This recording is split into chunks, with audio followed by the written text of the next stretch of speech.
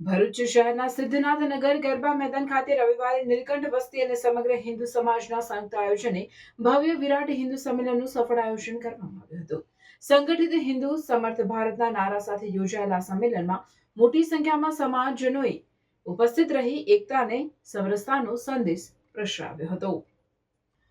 સંમેલનની શરૂઆત ધર્મસભા સાથે કરવામાં આવી હતી, જેમાં આમંત્રિત સંતો અને મહાનુભાવોએ સમાજને સનાતન સંસ્કૃતિના મૂલ્યો, રાષ્ટ્રીય એકતા અને સામાજિક સુમેળ અંગે માર્ગદર્શન આપ્યું હતું.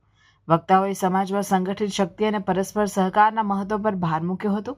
કાર્યક્રમના બીજા તબક્કામાં સાંસ્કૃતિક કાર્યક્રમો યોજાયા હતા, જેમાં ભારતીય સંસ્કૃતિને ઉજાગર કરતા દેશભક્તિ ગીતો, નૃત્ય અને અન્ય પ્રસ્તુતિઓ દ્વારા હાજર રહેલા શ્રોતાઓમાં નવી ઉર્જા અને ઉત્સાહનો સંચાર થયો હતો. આ સમગ્ર કાર્યક્રમ શાંતિપૂર્ણ માહોલમાં સફળતાપૂર્વક પૂર્ણ થયો હતો અને શહેરમાં એકતા અને સંગઠનનો સકારાત્મક સંદેશ પ્રસરાવ્યો હતો.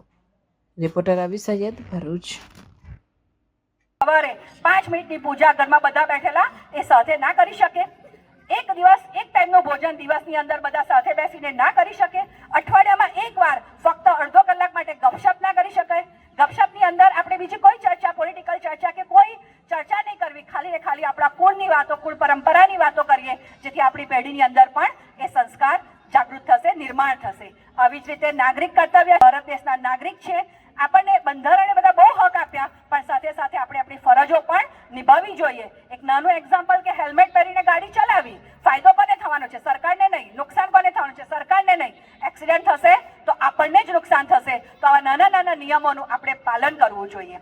એના પછી પર્યાવરણ પ્રબોધન, આ ચોથું કાર્ય છે. પર્યાવરણ માટે લોકો વાતો તો બહુ કરે, પણ આપણે તો આપણો ભારત દેશની સંસ્કૃતિ એવી છે કે જે પર્યાવરણમાં ચૈતન્ય માને છે. ધરતીને માતા, નદીને માતા, ગાયને માતા, સૂરજને દાદા, ચંદ્રને મામા, નાગની પૂજા, પર્વતોની પૂજા, આ બધું જ આપણે કરીએ છીએ કારણ કે આપણે પર્યાવરણમાં ચૈતન્ય માનીએ. તો શું આપણે પર્યાવરણ માટે આપણે શું કરી શકીએ? અહીંયા શક્તિના